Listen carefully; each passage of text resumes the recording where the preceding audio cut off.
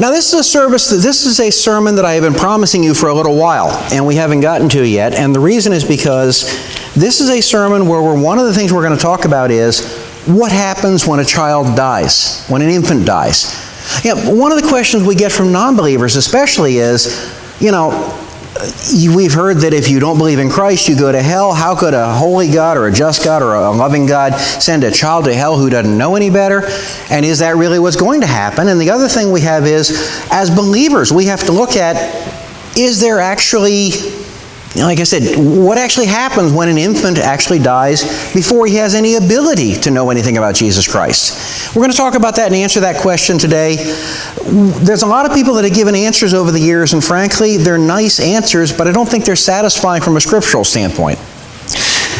Now, the other thing that I'm going to do right now is talk to you about something happening about probably about 35 years ago now. I've mentioned it before to many of you, and you've heard about it, but I'm going to mention it again, and there's a thing or two you didn't know in the past that I want to tell you about. I went to a church right near here about 35 years ago where some strange things started happening, and I started questioning the pastor on some things. Well, as it turned out, the last thing that pastor did was stand in the pulpit and call down God's wrath on liars and ask that the liars be exposed in the church and that they be kicked out of the church. And by liars, he meant me and 8 other people. In addition to that, what happened was we had paid as a church for him to finish his master's in clinical psychology at Harvard and his doctorate in clinical psychology at Harvard. And he opened a Christian counseling center in the church as well. So he was the head counselor. He was testifying in court hearings on behalf of people as a psychologist. He was the pastor of the church and had been there almost 10 years. On that day that he called for God's wrath to come down upon liars, I started doing some digging. And as many of you, like I've told many of you about this, what it turned out in the end was every last degree the man had was fake. Every last experience he had was fake. He even lied about being a member of a mission society, and all he had to do was pay $25 dues and you'd have been a member. He even lied about that. Virtually everything in his life was a lie. Even if you talk to his neighbors, you'd have a totally different impression of him than you would if you met him in the church. 2 totally different people. His entire college experience, it turns out, was evidently 1 semester of Bible college, at which point in time he got thrown out of the Bible college. All this time, like I said, the church is paying for him to spend summers up in Massachusetts. Not only that, we're paying for him to take Thursdays off to be a psychologist over at Georgetown University Hospital. By the time it got done, within a 3-day period, and I believe God actually gave this to me, within 3 days, I ended up getting 30 separate documents to document he was a liar. I had a document from the dean of Georgetown University where he claimed to have taken some of his doctoral classes, claimed that they had a reciprocal agreement with Harvard, and that's how he took the classes. Well, the dean, when I told him what was going on, said, "Come on down here and meet with me." By the time I got there, he had a notarized letter for me saying that not only had they never had reciprocal agreements in the doctoral program with anyone, but during the years that he claimed to have taken his courses at Georgetown, Georgetown had no graduate psychology department. So obviously he wasn't taking graduate courses at Georgetown. I had a letter from, again, notarized letter from a woman he claimed to have done his internship at Massachusetts General Hospital.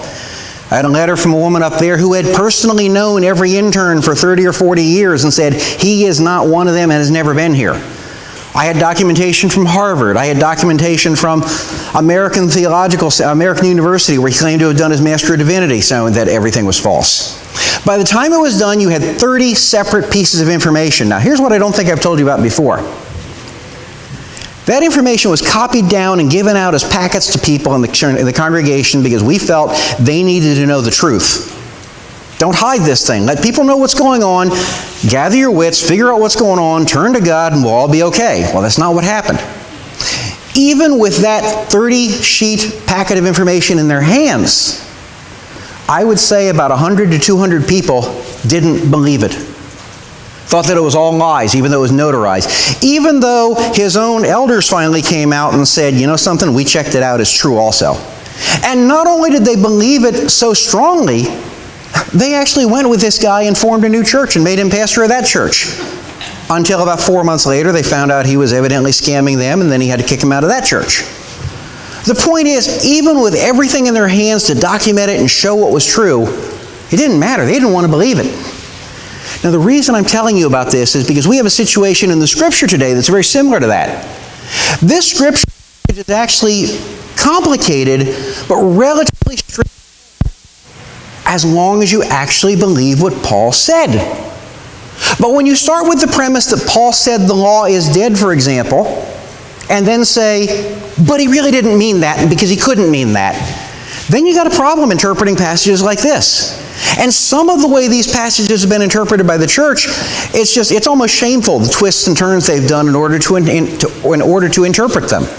And what it all comes down to is this: they don't want to believe what's right in front of their eyes because it goes against their personal beliefs, whereas what we're trying to say is, I don't care about my personal beliefs, I care about what's in the Bible. In context, what it actually says, and getting to the truth of what is the real truth here. That's what we're going to see today, and when we see that today, we're actually going to see a wonderful message come out of this chapter. Now, if we start in verse 7 says, "What shall we say then? Is the law sin? May it never be. On the contrary, I would not have come to know sin except through the law. For I would not have known about coveting if the law had not said, 'You shall not covet.'" The first thing we have here is a question from Paul: is the law sin? Because what happens is a lot of people, when they do something wrong, instead of admitting they've done something wrong, want to blame the law that says it's wrong. We see this a lot of times. I've told you about it before. I had people that plagiarized when I was a college professor, and I caught them red-handed with the entire paper copied from websites, cut and paste. What'd they do? They blamed me for it. I shouldn't have been checking that deeply. I was having a wonderful day until you found this. I mean, you wouldn't believe the excuses you get. Only one person ever actually said, "Yeah, I did it, I was wrong." People want to say, hey, it's the law that's the problem. If the law wasn't so strict, I mean, let's face it, all you got to do is watch people the way they drive around here. It's obvious people don't feel the law should be as strict as it is. I'm not advocating for loosening it up. But the point is, people don't want to accept that, and they want to blame the law. And Paul's question here is the law the problem? Is the law sin? The answer is obvious. No, it's not. The law isn't sin. The law highlights sin.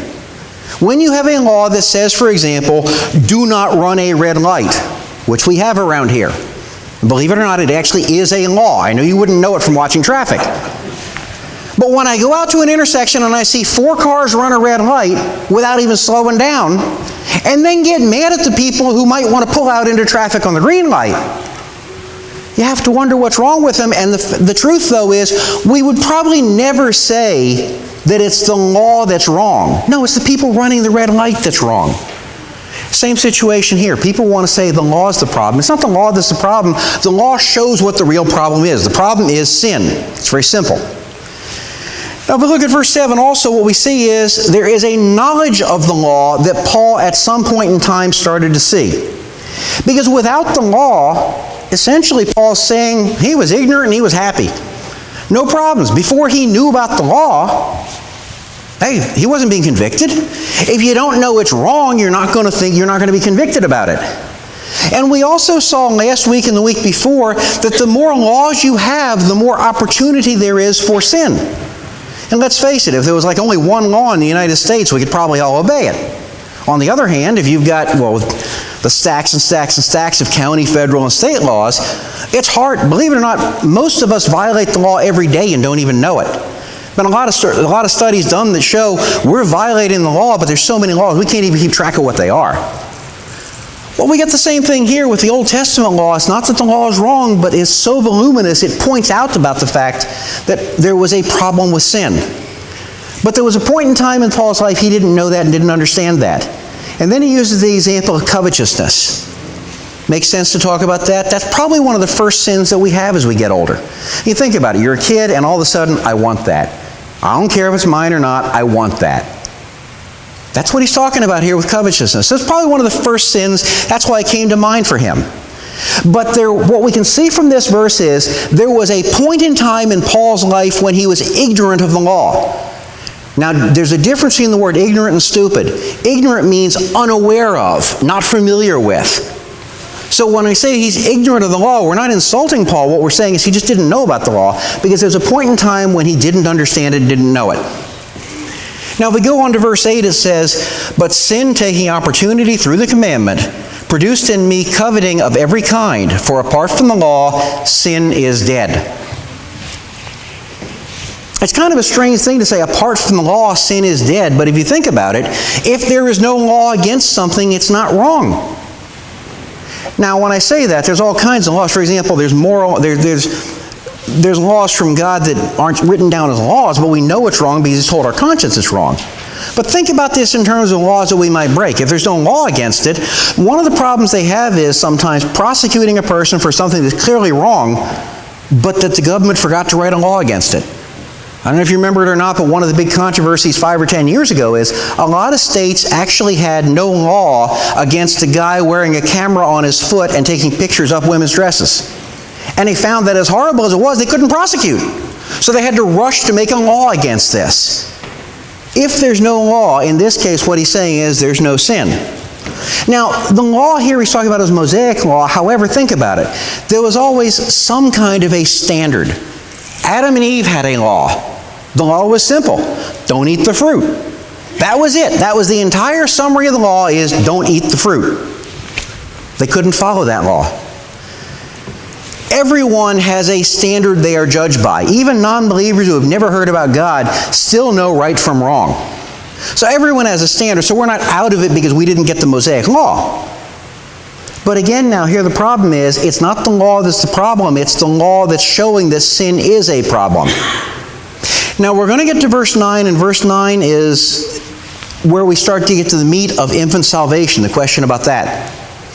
Verse 9 said, "And I was once alive apart from the law, but when the commandment came, sin became a slave, and I died.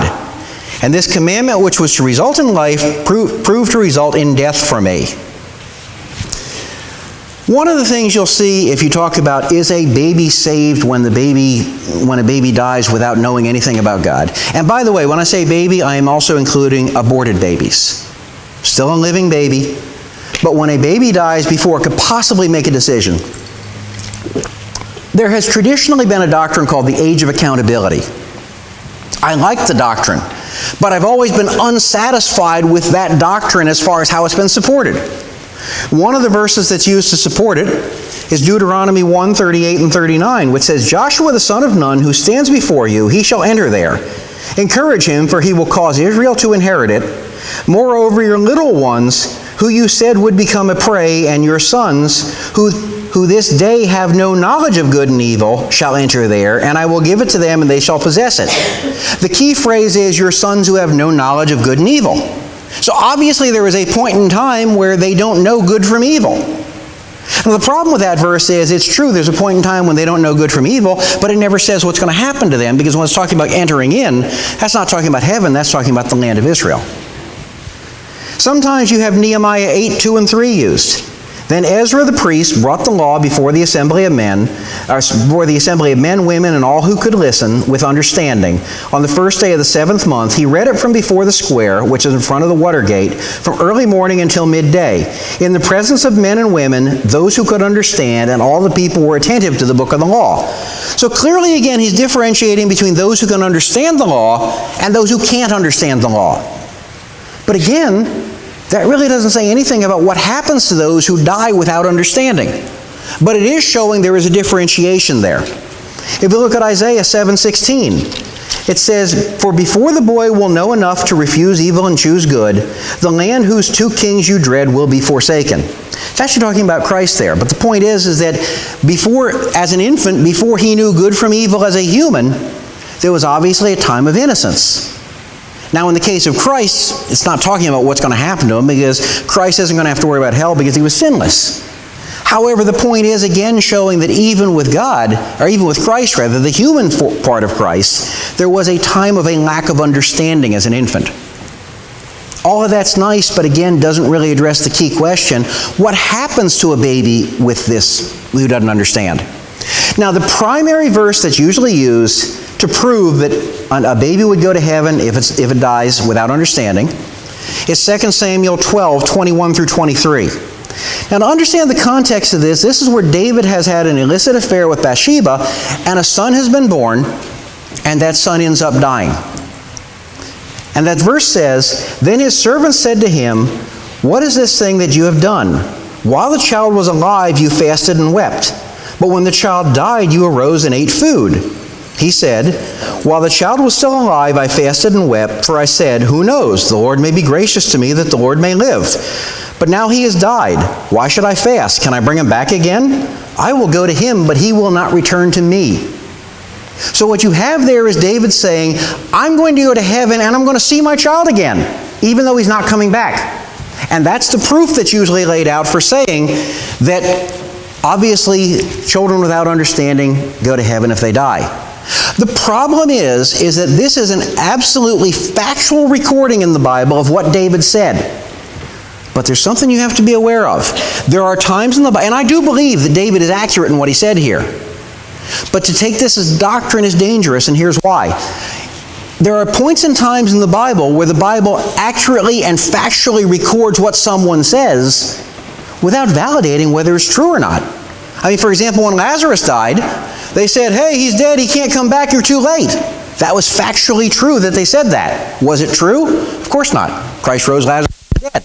So this isn't a problem with the Bible, and this isn't a problem with inspiration. It's that there are times when the Bible is, and this is a quotation here, where the Bible will take and quote someone for what they said, but it may or may not be accurate.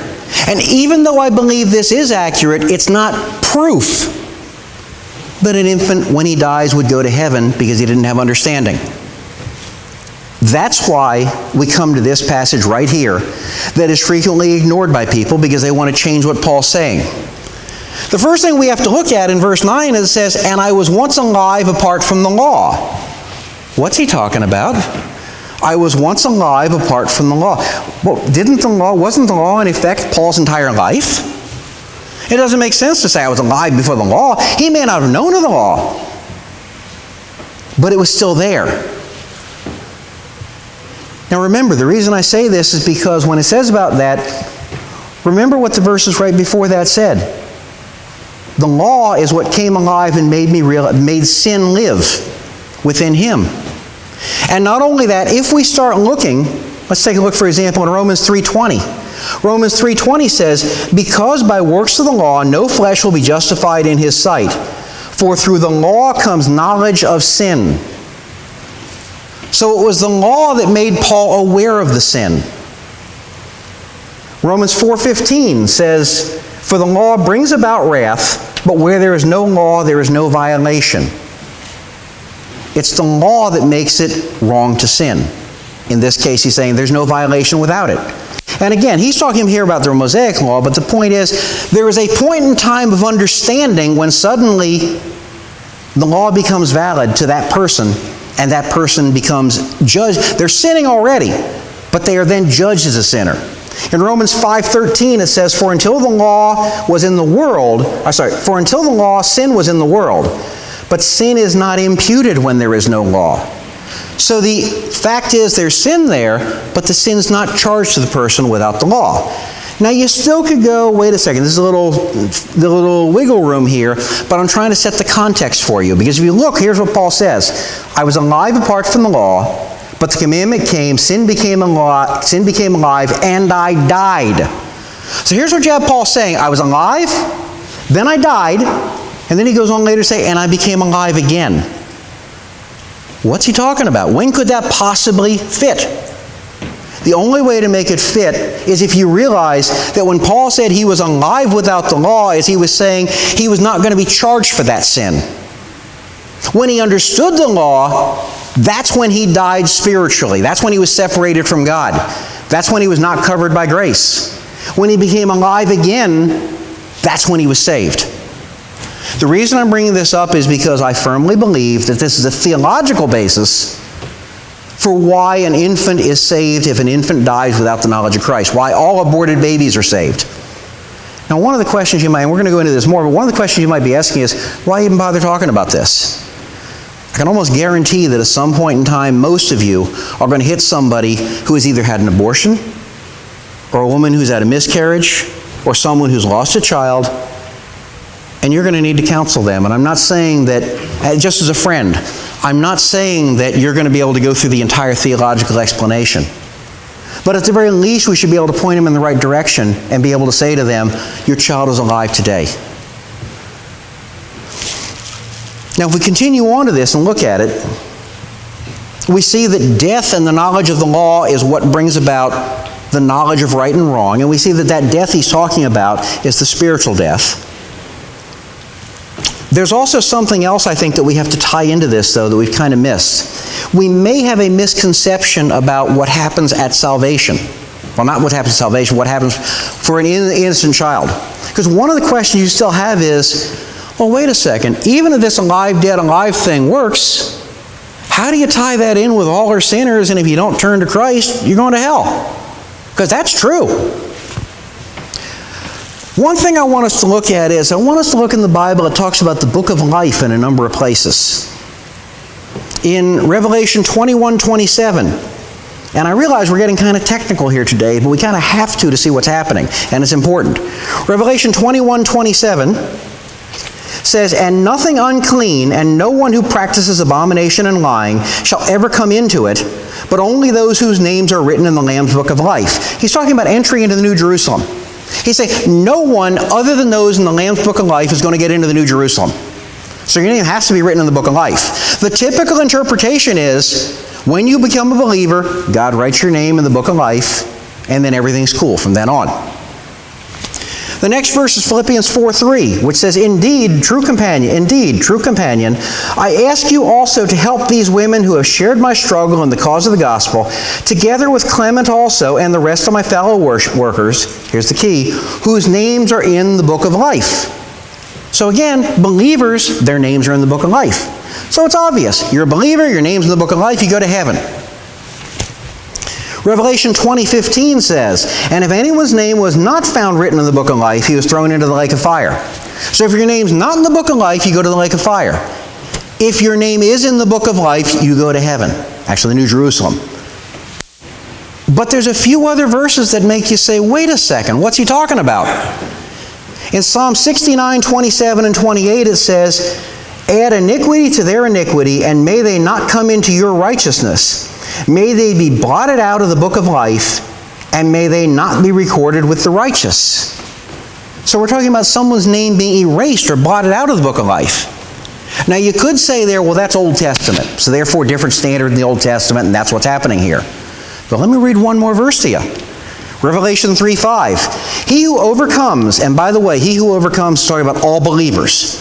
He who overcomes will thus be clothed in white garments, and I will not erase his name from the book of life. And I will confess his name before my Father and before his angels. So believers will not be erased or blotted out of the book of life. But there appears to be this possibility of names being blotted out of the book of life, obviously. How do we square that with the fact that we know that once a person is saved, they're always saved? Does that really make any sense? I think it does. And I think what's happened is we made an assumption. We made a leap that isn't necessarily true.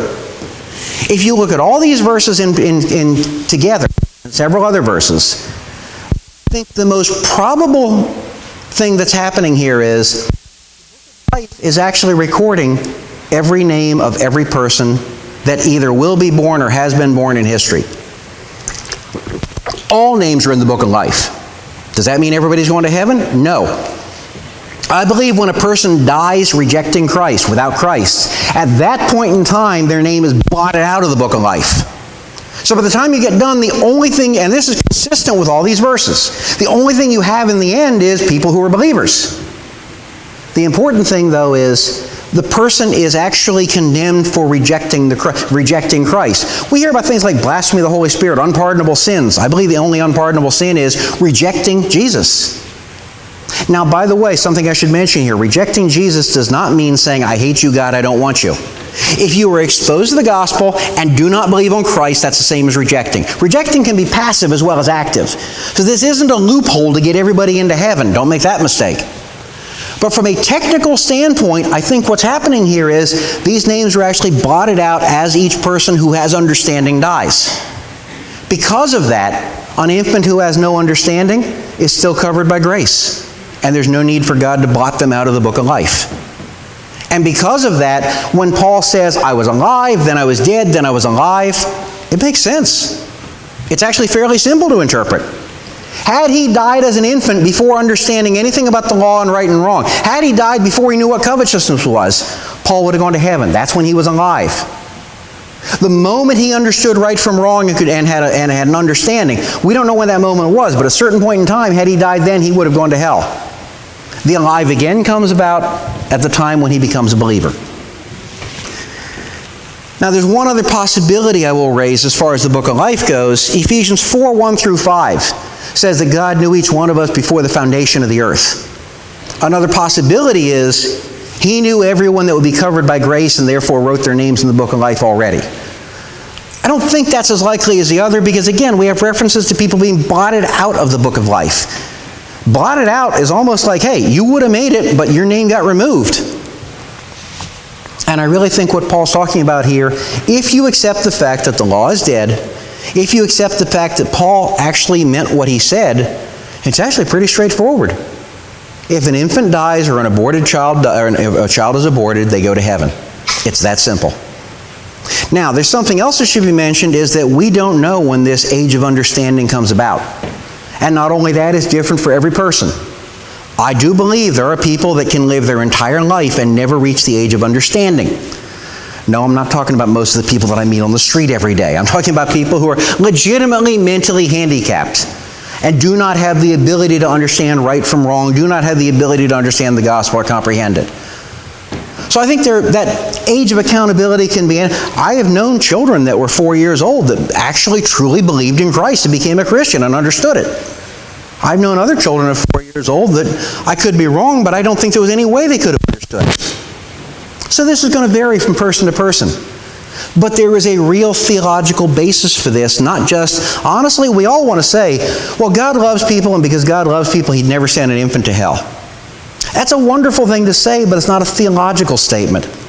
What I'm saying is I think the Bible backs that up. And I think we can be comfortable in the fact that God does not send an infant to hell if the infant dies, and that aborted babies are in heaven. Again, not to excuse abortion. Abortion is murder.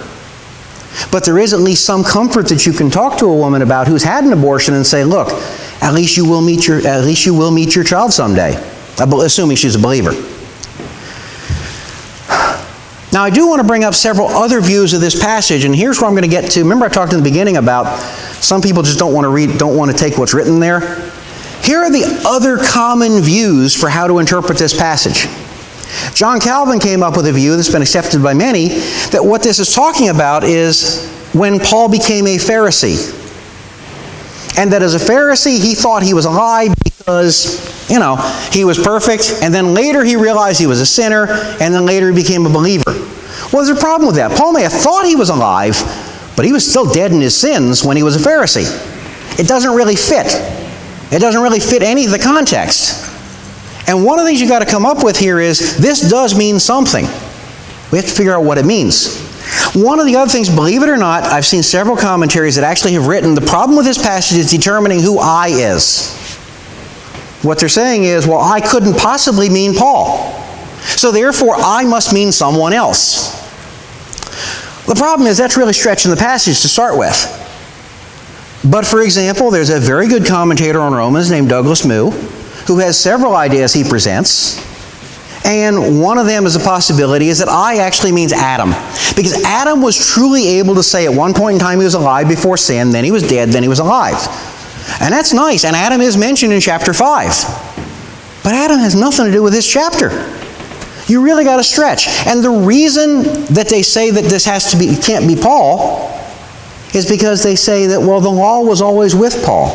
Now, I agree with that, but the knowledge of the law was not. And again, they're twisting it to try to find some way to explain this, and it's not there. The other thing that he said in his commentary, and again, other people believe this too, is that I is actually symbolic for the salvation history of Israel and the law itself. I'm sorry, I just don't see that. If I come along to you and say, I went to the grocery store the other day, I don't think any reasonable person would say, oh, he means the laws of the United States went to the grocery store. Or when I said I went to the grocery store, he didn't mean, oh, well, Bernie went to the grocery store for me. Not picking on you. But the point is I just happened to look out and see you. But the point is, I means I in this case. It's obvious what it means. It's only obvious if you can't accept what Paul said leading up to this. And that's where the problems start to come about. In this case, what Paul is saying very clearly is there is a point in time when someone is alive in relationship as far as they are not under the condemnation of sin prior to their ability to understand. And again, that varies person to person. But that's what it's actually saying. And again, it's very simple if you actually look at it. But it's normally not interpreted that way because it means you actually have to believe what Paul said. Now we move to continue in verse 9. It says, "And I was once alive apart from the law, but when the commandment came, sin became alive, and I died. And this commandment which was to result in life proved to result in death for me. For sin, taking opportunity through the commandment, deceived me, and through it killed me." Again here, when I'm looking at it, I'm seeing I, and I'm saying Paul is speaking about himself. And in his case, it was the Mosaic law that convicted him. He read it. Don't covet. Okay, I'm coveting. So you realize right and wrong there. We don't know how old Paul was. But the Mosaic law was what convicted Paul. However, as an application for other people, not necessarily the Mosaic law, everybody is under some form of some standard. If you are sitting somewhere in a country, you have never heard of Christ, you've never heard of the Bible, you still have a conscience. And that conscience will condemn a person. No one is justified by not knowing anything. It's not a matter of do you know or not, it's a matter of are you capable of understanding or not. That's the differentiation here.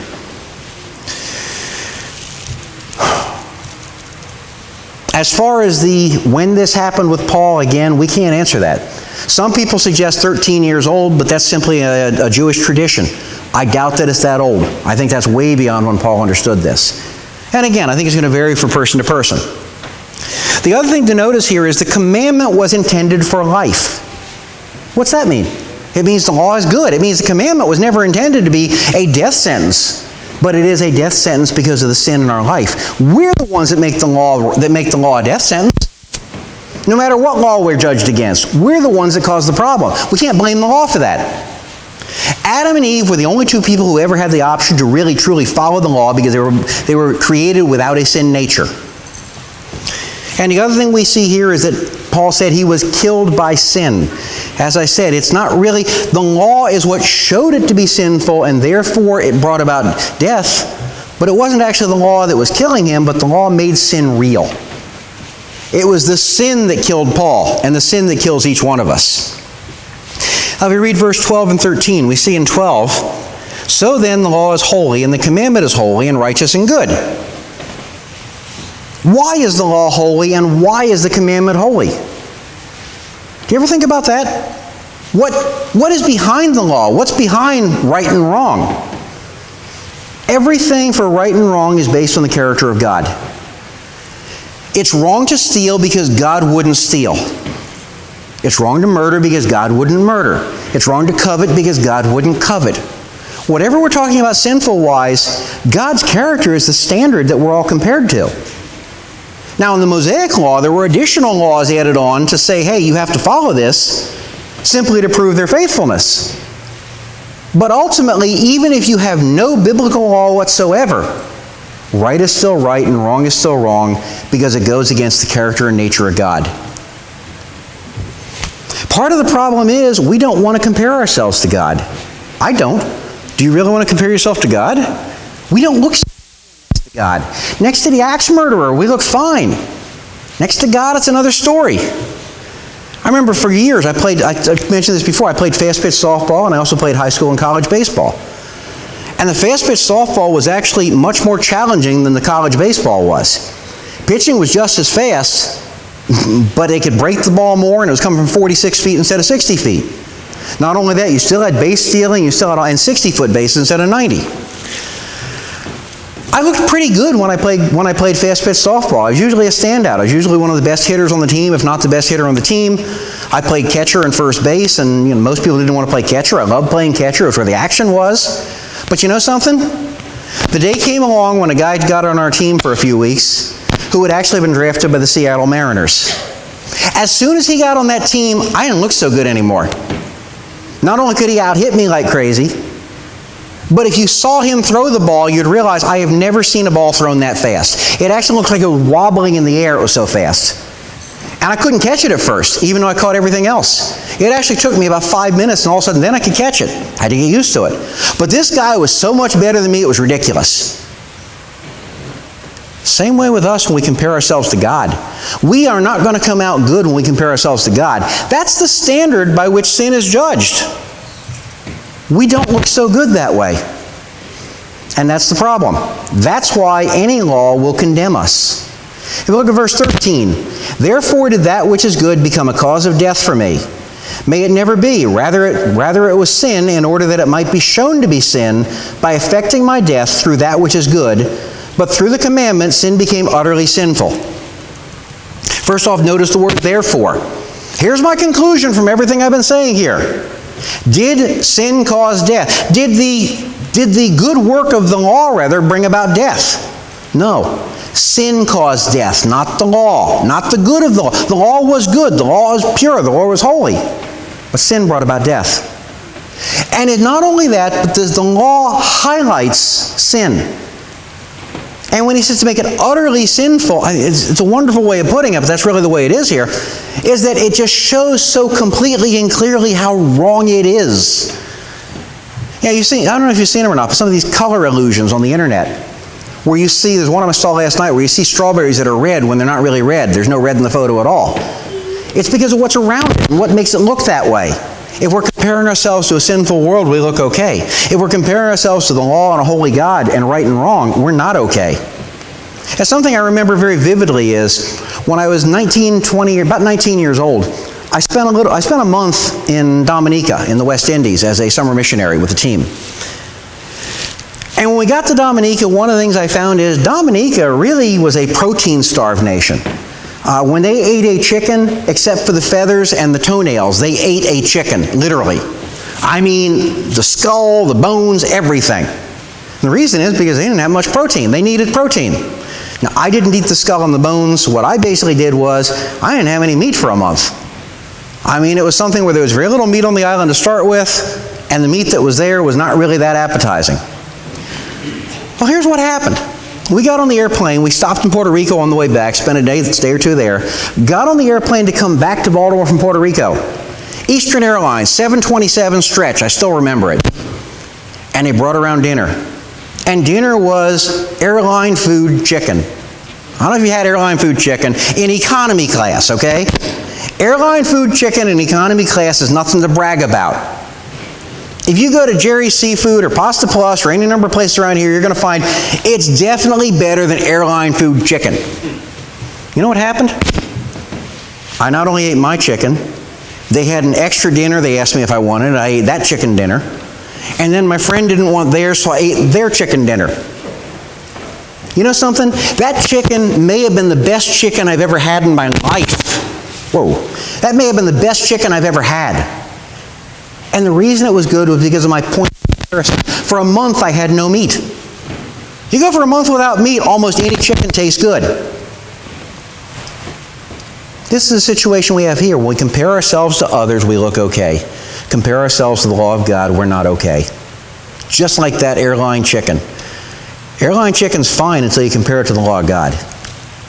Now let's deal with a couple of quick applications. Number one, how do we deal with abortion? Number one, do not back down and say abortion is okay. Abortion is murder. The only possible exception would be in a true case of life of the mother, where it's literally self-defense. However, those are so exceptionally rare, and I've talked to doctors about this who know about it, and they've told me they're so incredibly rare they're almost not worth mentioning. It doesn't mean life of the mother believe it or not, life of the mother, you know when that exclusion first started? Doctors would actually say to a woman, you're going to kill yourself if you have to have this kid, won't you? And the woman said, no, of course not. Doctors say, you're going to kill yourself if you have to have this kid, won't you? This is before Roe versus Wade. And then finally when they say yes, they say now it's a case of life of the mother. That's not what I'm talking about when I say life of the mother. What I'm saying is literal, she dies right then if you don't abort this baby. That's different. Other than self-defense, abortion is murder. Don't back down from that. That's biblical. However, by the same token, not backing down from abortion as murder doesn't mean we have to treat the victim wrong. And the victim is not just the baby.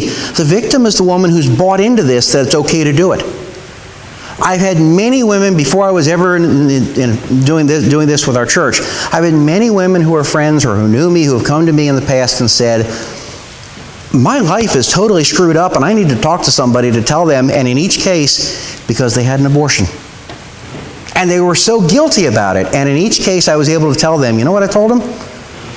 Even though it was wrong what you did, don't back down from that. Because they need to realize it was wrong. By the same token, your child is in heaven today. Boy, that changes their whole perspective on this.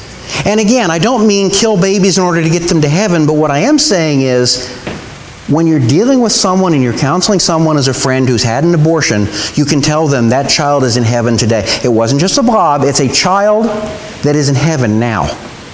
It's funny, when it sinks in, it changes their whole outlook and their whole perspective on things. Aborted babies are covered by grace. That's what we get out of Romans 7 here. The second thing I want to talk about is, it's very easy to take these things that I've talked about blotting out the book of life and about how grace covers children that are not able to understand, and try to extend that. And to extend it to, well, God is a graceful, loving God, so He'll just cover everybody, and eventually everybody gets into heaven. That is not what we're talking about here. And we can't say if they don't know, they'll be saved. This is not a lack of knowledge. This is a lack of understanding, a lack of ability to understand that covers a child. We should still be sending out missionaries. We should still be witnessing. It's not like if we tell somebody, suddenly we're going to condemn them to hell. The truth is, all unbelievers are judged by some law, even if the law is just, you've done something wrong. Everyone who is an unbeliever is going to be judged by God. The only exception is a child that's covered because he didn't understand. Everyone who is an unbeliever is going to end up in hell. So obviously we want to be spreading the gospel. Don't take this in any way to be universalism, and don't take this as a way of saying don't tell them. Because I've actually had people, believe it or not, I've actually had people tell me, well, maybe we shouldn't go to countries that have never had the gospel, because if they don't know, they'll get in. No, that's not true. They're not getting in because they didn't know. It's only a lack of ability to understand we're talking about here. The other thing that I put down here is that grace trumps law.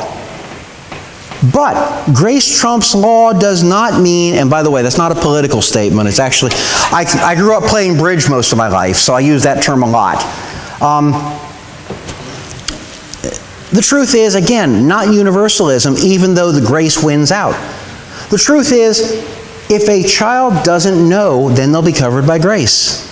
That's what I mean by grace trumps law. But I don't mean universalism. Now, there's one other thing that I want to bring up to conclude things today, just because I want to say, in all of this, even if I'm wrong in my interpretation, and I don't believe that I am, God is in control. It's very easy to sometimes get into theological arguments that are so deep that we start saying, wait, what about this, what about that, and forget about the fact that God knows. God will take care of it. Somehow God has worked this out. And I firmly believe this is what God said. But one of the things, it's a little thing, but one of the things that gives me hope for God being in control is something that I told you about early on, about when I was about 35 years ago. I told you about that with the story with the fake psychologist who claimed to be a pastor, and the net result of it, which I don't believe I have told you before. Maybe I have, but I don't believe I have. What I find astounding is that I was the single person that God used in order to expose this guy as far as finding the truth and finding the facts. Nobody believed me when I started this. But I said, this guy is not following what the Bible says, and I want to find out why. And I also thought he might be using mind control. That's how I started researching him. Nobody believed me. But God put so much stuff into my path in one day, in a 24-hour period, I couldn't get around it, that he was a complete fraud. What's interesting is this. What's interesting is, Linda and I came to this church about 4 or 5 years ago. We were looking for a church that taught the Bible, and it was hard to find one in this area. When we came to this church 4 or 5 years ago, I guess it was about 4 years ago or so, we decided to join this church. After we had already made the decision, and we didn't come here to become the teaching elder of this church or something like that, we just decided to join the church. After we joined the church, we started learning some things. What we learned was this church right here, except when it was in Washington, D.C., is the home church of that lying pastor psychologist that we talked about. He was Grace Brethren. He came from our church. We had no knowledge of that when we joined this church. And I find it ironic, and I find it God in control, that not only was I drawn to this church by God, but then in addition to that, 2 years ago, I didn't jump up and down and scream, "Pick me, pick me." The other elders asked me to start preaching here. And that ultimately, God being in control, I believe in His, not only irony, but for me to see it, how God has brought it around, the irony of putting me into the pulpit of the home church of the liar and the fraud that I exposed, I will never get over that. And I believe that absolutely was an act of God where God is in control. And frankly, I sit back sometimes and I laugh about it. But no matter what you believe, I can tell, and I've seen this over and over in my life, God is in control, God knows what's going on, and God knows what's happening with infants that die without able to understand. Let's go ahead and pray.